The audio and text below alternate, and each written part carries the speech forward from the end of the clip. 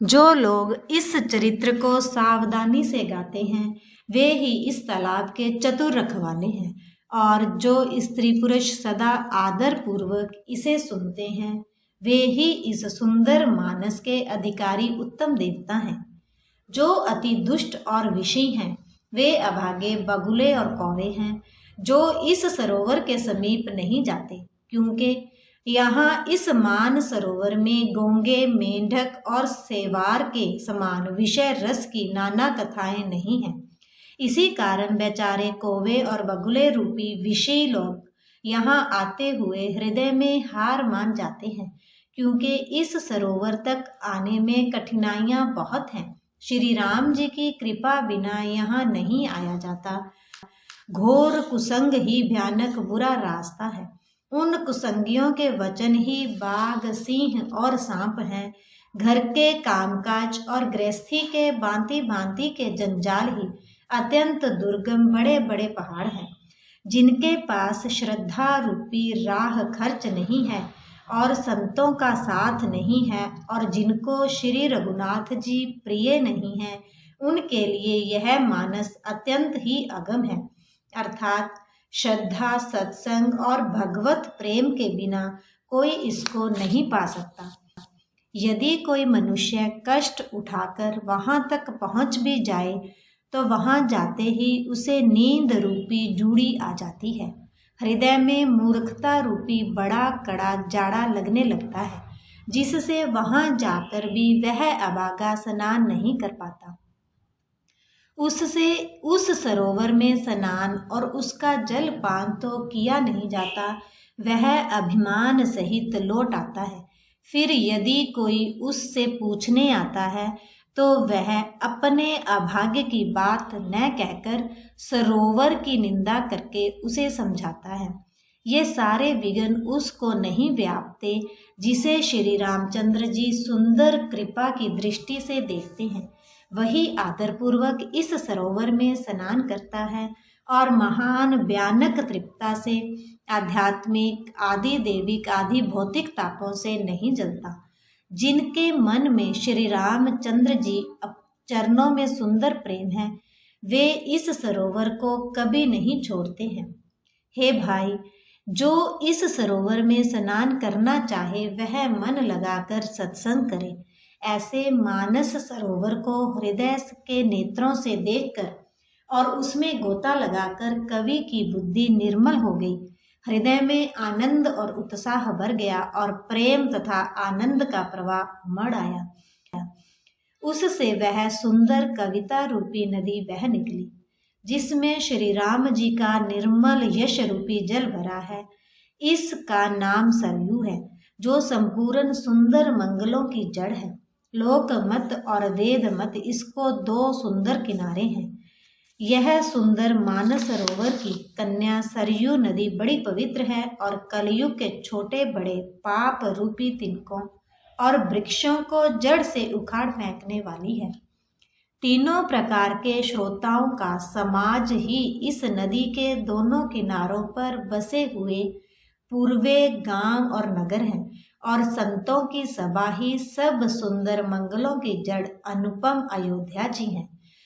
सुंदर कीर्ति रूपी सुहावनी सरजू जी राम भक्ति रूपी गंगा जी में जा मिली। छोटे भाई लक्ष्मण सहित श्री राम जी के युद्ध का पवित्र यश रूपी सुहावना महानद सोन उसमें आ मिला। दोनों के बीच में भक्ति रूपी गंगा जी की धारा ज्ञान और वैराग्य के सहित शोभित हो रही है। ऐसी तीनों तापों को डराने वाली यह तिमुहानी नदी राम स्वरूपी समुद्र की ओर जा रही है। इस का मूल मानस है और यह गंगा जी में मिली है, इसीलिए यह सुनने वाले सज्जनों के मन को पवित्र कर देगी। इसके बीच बीच में जो भिन्न भिन्न प्रकार की विचित्र कथाएं हैं वे ही मानो नदी के तट के आसपास के वन और बाग हैं। श्री पार्वती जी और शिव जी के विवाह के बराती इस नदी में बहुत प्रकार के असंख्य जलचर जीव हैं। श्री रघुनाथ जी के जन्म की आनंद बधाइयाँ ही इस नदी के बंवर और तरंगों की मनोहरता है। चारों भाइयों के जो बाल चरित हैं वे ही इसमें खिले हुए रंग बिरंगे बहुत से कमल हैं। महाराज श्री दशरथ जी तथा उनकी रानियों और कुटुंबियों के सत्कर्म पुण्य ही भ्रमर और जल पक्षी हैं। श्री सीता जी के स्वयंवर की जो सुंदर कथा है वही इस नदी में सुहावनी छवि छा रही है। अनेकों सुंदर विचार पूर्ण प्रश्न ही इस नदी की नावें हैं और उनके विवेक युक्त उत्तर ही चतुर केवट है।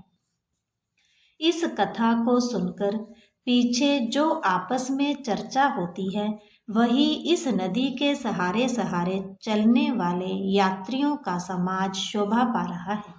परशुराम जी का क्रोध इस नदी की भयानक धारा है और श्री रामचंद्र जी के श्रेष्ठ वचन ही सुंदर बंधे हुए घाट हैं।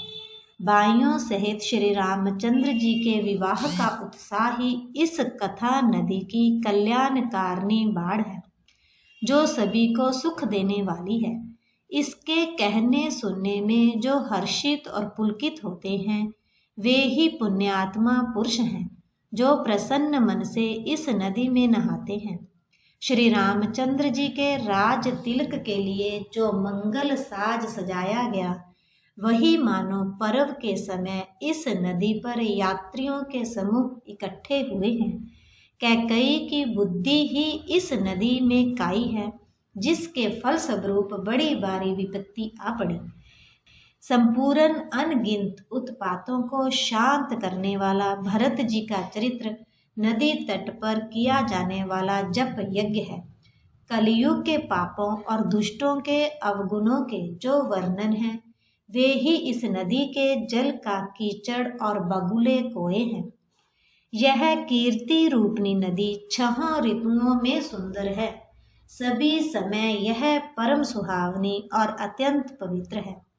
इसमें शिव पार्वती का विवाह हेमंत ऋतु है।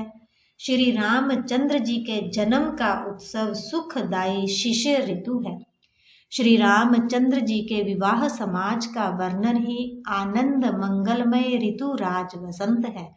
श्री राम जी का वन गमन दुसह ग्रीष्म ऋतु है और मार्ग की कथा ही कड़ी धूप और लू है। राक्षसों के साथ घोर युद्ध ही वर्षा ऋतु है जो देवकुल रूपी धान के लिए सुंदर कल्याण करने वाली है। रामचंद्र जी के राज्य काल का जो सुख विनम्रता और बड़ाई है वही निर्मल सुख देने वाली सुहावनी शरद ऋतु है। सती शिरोमणि श्री सीता जी के गुणों की जो कथा है वही इस जल का निर्मल और अनुपम गुण है। श्री भरत जी का स्वभाव इस नदी की सुंदर शीतलता है जो सदा एक सी रहती है और जिसका वर्णन नहीं किया जा सकता। चारों भाइयों का परस्पर देखना, बोलना, मिलना, एक दूसरे से प्रेम करना, हंसना और सुंदर भाईपन इस जल की मधुरता और सुगंध है। मेरा आरत भाव, विनय और दीनता इस सुंदर और निर्मल जल का कम हल्कापन नहीं है, अर्थात अत्यंत हल्कापन है।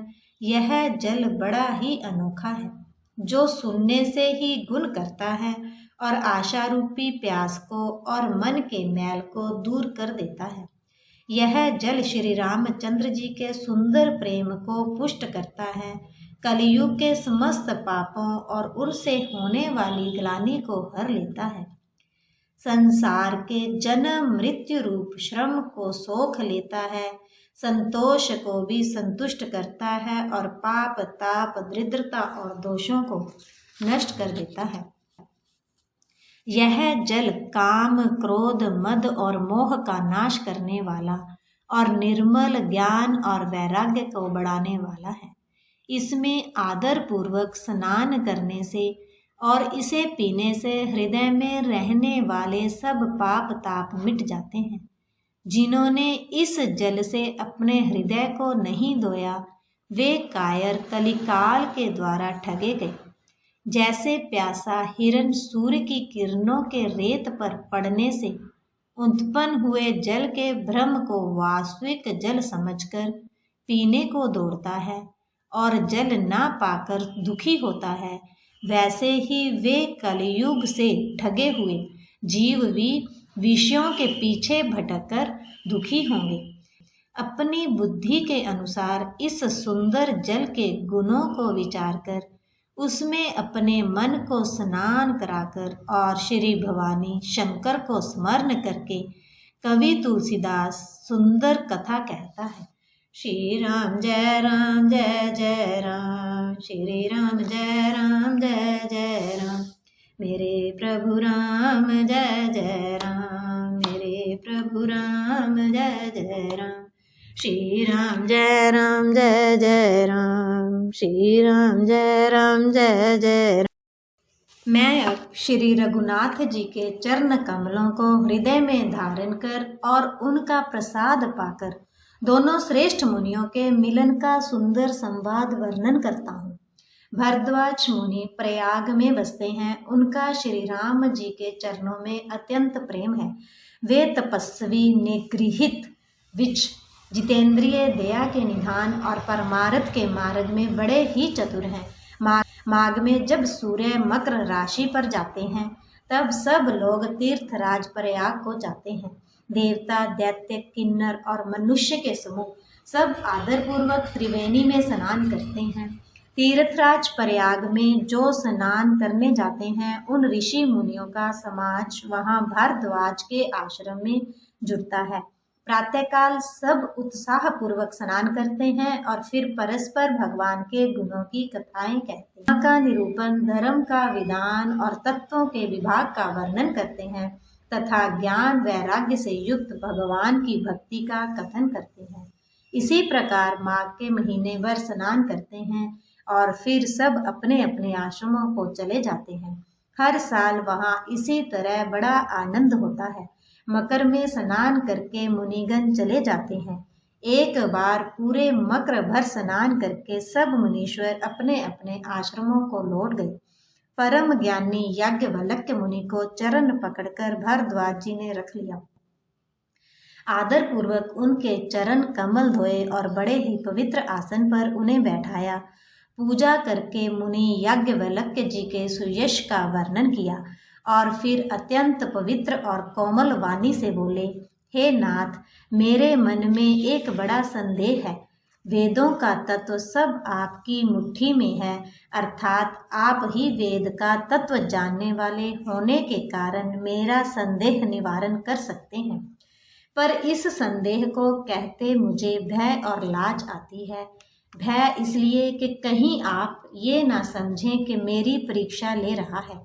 लाज इसलिए कि इतनी आयु बीत गई, अब तक ज्ञान ना हुआ, और यदि नहीं कहता तो बड़ी हानि होती है, क्योंकि मैं अज्ञानी ही बना रहूँगा। हे प्रभु, संत लोग ऐसी नीति कहते हैं और वेद पुराण तथा मुनिजन भी यही बतलाते हैं कि गुरु के साथ छिपाव करने से हृदय में निर्मल ज्ञान नहीं होता। यही सोचकर मैं अपना अज्ञान प्रकट करता हूँ। हे नाथ, सेवक पर कृपा करके इस अज्ञान का नाश कीजिए। संतों, पुराणों और उपनिषदों के राम नाम के असीम प्रभाव का गान किया है। कल्याण स्वरूप ज्ञान और गुणों की राशि अविनाशी भगवान शंभु निरंतर राम नाम का जप करते हैं। संसार में 4 जाति के जीव हैं। काशी में मरने से सभी परम पद को प्राप्त करते हैं।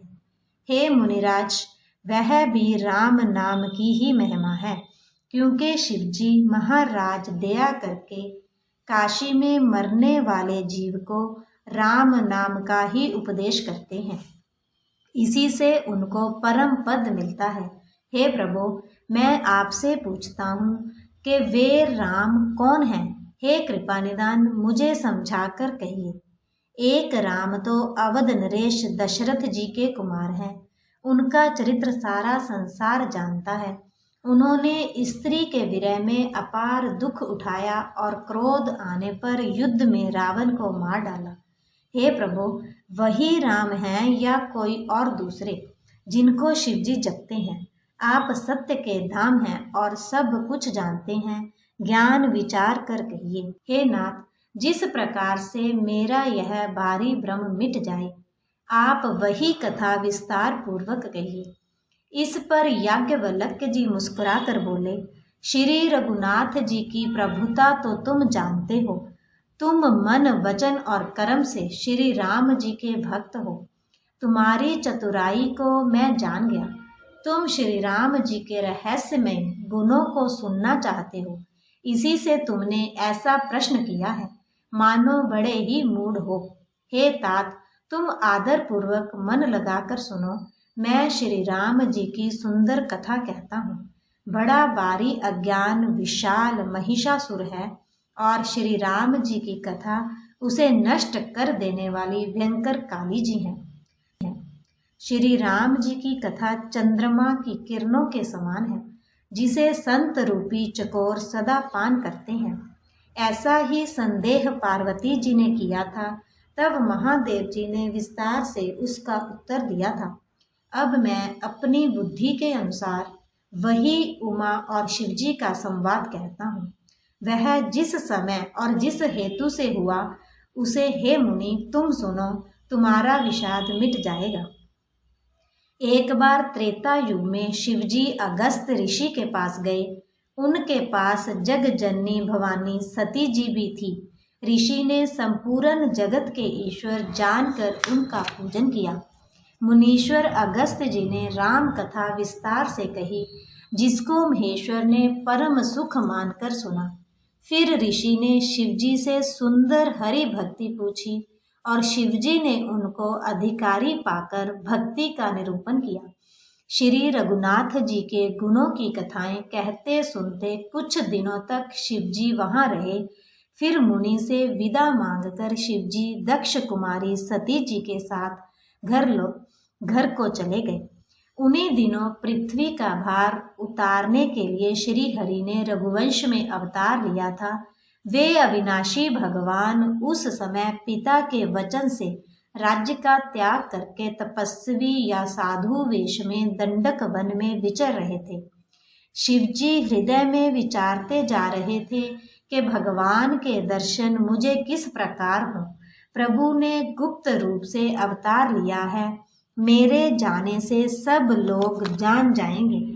श्री शंकर जी के हृदय में इस बात को लेकर बड़ी खलबली उत्पन्न हो गई, परंतु सती जी इस वेद को नहीं जानती थी।